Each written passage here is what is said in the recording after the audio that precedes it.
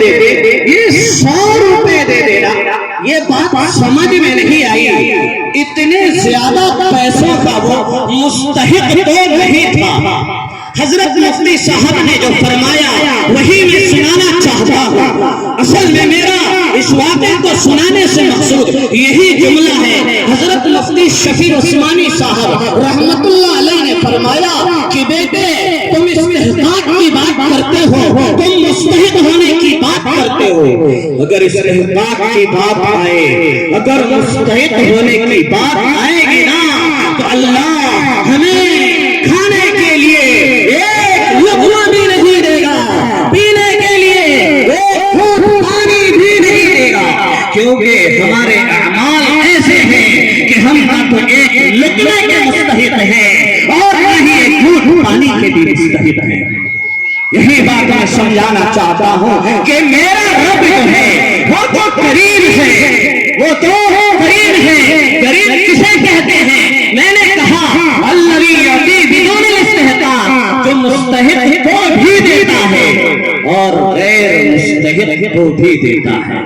ہم مستحق نہیں ہیں پھر بھی اللہ ہمیں سانس لینے دے رہا ہے، ہم مستحق نہیں ہیں پھر بھی اللہ نے ہماری آنکھوں میں بینائی سلامت رکھی ہے، ہم مستحق نہیں ہیں پھر بھی اللہ نے ہمارے کانوں کو سننے کی قوت اور طاقت دے رکھی ہے، ہاتھوں کو پکڑنے کی طاقت دے رکھی ہے، پیروں میں چلنے کی طاقت اس نے سلامت رکھی ہے۔ آخر کون سا استحقاق ہمارا بنتا ہے، کون سا حق ہمارا اللہ پر بنتا ہے کہ اللہ اتنی ساری نعمتوں سے ہمیں نوازا۔ ہاں تبھی تو اللہ نے شکوہ کیا کہ انسان یا ایھا الانسان، کہ انسانوں ما غرک بربک، کس چیز نے تمہیں اپنے رب کے بارے میں دھوکے میں ڈال دیا ہے؟ اور رب بھی کیسا؟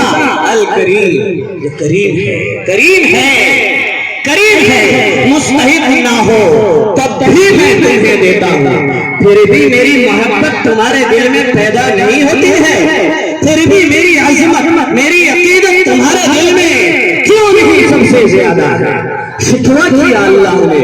آئیے میں آپ کو نظام سمجھاتا ہوں۔ اللہ کا ایک عجیب و غریب نظام ہے، اسے کہتے ہیں نظام مغفرت، اسے کہتے ہیں نظام مغفرت۔ اور اس نظام مغفرت کے پیچھے اللہ کی یہ صفت کریم جو ہے، اللہ کی شان کریمی جو ہے، یہی کار فرما ہے۔ علامہ اقبال مرحوم جو بہت بڑے شاعر ہیں، انہوں نے فرمایا موتی سمجھ کر شان کریمی نے چن لیے، موتی سمجھ کر شان کریمی نے چن لیے، قطرے جو نکلے میرے عرق انفعال کے، کہ جب مجھے احساس ہو گیا کہ میں رب کا کتنا بڑا نافرمان ہوں، رب کے حقوق میں نے کتنی کوتاہی کی ہے، اسی کوتاہی کی بنیاد پر میرے دل میں ندامت پیدا ہوئی، شرمندگی پیدا ہوئی، احساس پیدا ہوا، تو میری آنکھوں سے جو قطرے نکلے آنسوؤں کے، اس آنسوؤں کی اللہ نے کتنی لاج رکھی، کتنا ریٹ لگایا، کتنی قیمت لگائی۔ فرمایا کہ موتی سمجھ کر شان کریمی نے چن لی، موتی کے بھاؤ اللہ نے میرے آنسوؤں کو خریدا۔ اب ایسے کریم رب سے اگر میں محبت نہ کروں تو اور کس سے کروں؟ اللہ کا ایک نظام چلتا ہے، اسی صفت کریمی، اسی شان کریمی کی وجہ سے اللہ کا نظام چلتا ہے۔ اس نظام کو نظام مغفرت کہتے ہیں۔ اللہ کی منشا کیا ہے؟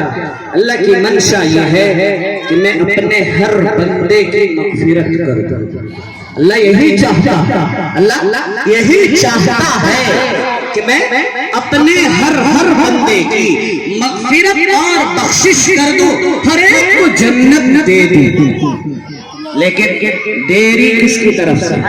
دیری خود میری طرف سے ہے، دیری صرف خود آپ کی طرف سے ہے، ورنہ وہ کریم تو مغفرت کے لیے تیار ہے، جنت دینے کے لیے تیار یار ہے فرمایا اقبال مرحوم نے ہم تو مائل بکرم ہے کوئی سائل ہی نہیں ہم تو مائل بکرم ہے کوئی سائل ہی نہیں رستہ کسے دکھائیں کوئی رہرو منزل ہی نہیں کیا فرمایا نظام مغفرت اللہ نے جنت بھی بنائی اللہ نے جہنم بھی بنائی جنت کے دروازے کتنے بنائے اور جہنم کے دروازے کتنے بنائے جہنم کے دروازے اللہ نے 7 بنائے قرآن میں رب ذوالجلال کہتا ہے لہا 7 ابواب کہ میں نے جہنم کے 7 دروازے بنائے ہیں اور جب جنت کی باری آتی ہے اللہ کے نبی صلی اللہ علیہ وسلم نے